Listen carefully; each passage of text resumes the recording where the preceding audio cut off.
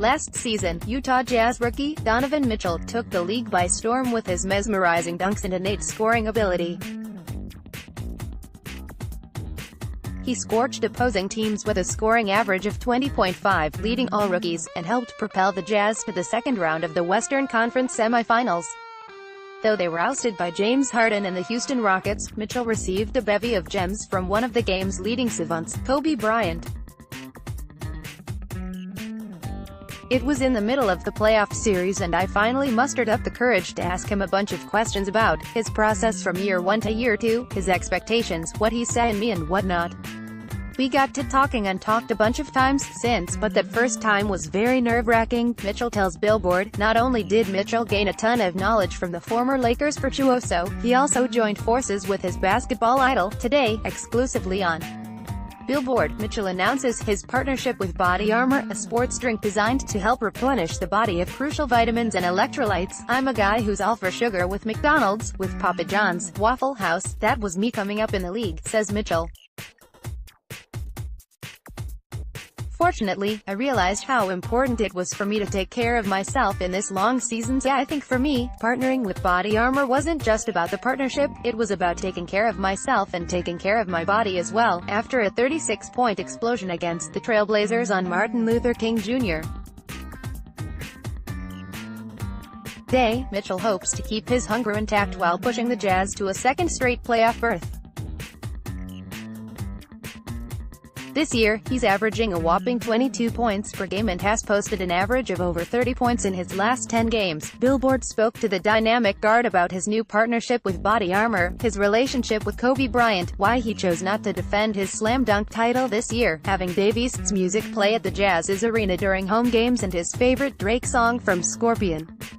Check it out below. I want to congratulate you on your collaboration with BodyArmor. Can you talk to me about what made you decide to join the team in the first place? My biggest transition from years 1 to 2 was taking care of my body. I had the pleasure of working out with James Harden this summer, and one of the things he talked about was taking care of his body in every little way possible, any way that he could. Obviously, we talked about BodyArmor, and I think that having a better sports drink that doesn't have any artificial ingredients, I think allows you to be able to better yourself and be healthier. I'm a guy who's all for sugar with McDonald's, with Papa John's, Waffle House, that was me coming up in the league.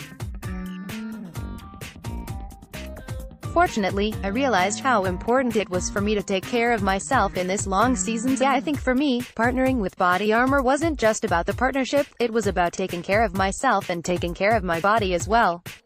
So when's the last time you had Waffle House? Man, probably sophomore year of college. Laughs, that's rough. Obviously, when you think BodyArmor, you think of James Harden, or Kobe, who was someone who gave you advice last year during your playoff matchup with Houston. After watching the detail episode, I wanted to know if you continue to reach out to him for advice on and off the court. After I saw the detail episode, I was in shock, to be honest with you. I was too scared to ask him. Why was that? Was it more so just him going in depth? It's Kobe Bryant. Laughs, it's one of those things where it's like, it's Kobe. I was just like, oh, shoot. He's talking to me. It's just one of those things where it's like, oh, this is crazy. It was in the middle of the playoff series and I finally mustered up the courage to ask him a bunch of questions about, you know, just his process from year 1 to year 2, his expectations, what he saw in me and whatnot. We got to talking and talked a bunch of times since, but that first time was very nerve-wracking. Wow. What would you say is the biggest gem you got from him? One thing I learned is where I'm catching the ball and where I am making my move. You make your move at half court, it takes a lot longer to get to the rim. The shifts are a lot easier when you're 30 to 40 feet away from the rim as opposed to being 15 to 16 away from the rim. You had a great year last year with you guys making it to the second round. With the level of experience you gained as a rookie, how has that helped your approach coming into your sophomore season? I think for me, I understand what it takes. Obviously, I don't know all of what it takes, but I understand what it takes to at least make it. How hard and taxing it was on the body, and understanding the importance of taking care of myself. That's where it starts. Maybe not to all those basketball games, or maybe not staying up later just to play Xbox. Understanding what it takes to get the little things, and in every game, you can't really look past any team at all. You're a little cold at the start of the season, but in your last 10 games, you've averaged over 30 points per game. What changed during this 10-game stretch where you had this crazy scoring binge? I think when the new year came, I decided to say, look, there's a point in time where you can listen to all the doubters, you can doubt yourself, but for me, I just need to push through. I think with the help of my teammates, my coaches, and my family, it was like, this moment can make you or break you. Right here, I wouldn't be in this position unless I was capable enough of doing it. I just had to find it in my own way. It's not as easy as it sounds. It was tough, I thought. Maybe I am a one-hit wonder. It's those times where it crosses your mind. I just thank God for the strength and courage and the mental energy to push, because eventually, you're going to push through that wall, and eventually, you're going to continue to get better. I wouldn't say I'm completely there. I know I can get better in many different ways, but I think I'm on the right track. You broke a lot of hearts when you said you won't be defending your slam dunk title at this year's All-Star festivities. How tough was it to make that decision, because I'm sure you want to keep the momentum that you have going right now for the second half of the season. That was a hard decision for me, because that's my favorite part of the weekend. I remembered last year how tired I was physically and mentally coming into and leaving All-Star weekend, and I just realized I needed time away. That's the one thing at my age, a lot of kids, or whatever you want to call guys who are 22, I think a lot of us would always want to do it, would love to do it, but I'm trying to find ways to better myself and being more mature. Where it's not doing the dunk contest because I need to be the best person or player I can for my teammates. I think I owe my teammates that, to be the best player I can be, to be there mentally and physically, to not be dead tired for 3 games, because we're not in the position where that can happen. I think that's where that decision stems from, as hard and devastating as it was.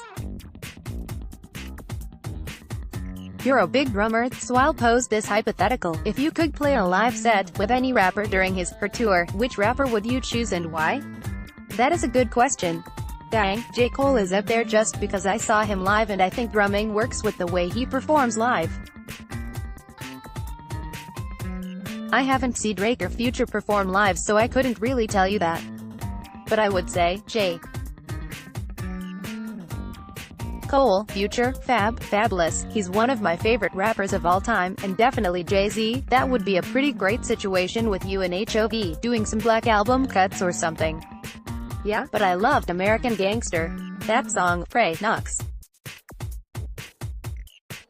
I'll pose you another hypothetical. If you could only warm up to the catalog of 3 artists for rest of your career, which would you choose and why? Future, Drake, and probably Dave East.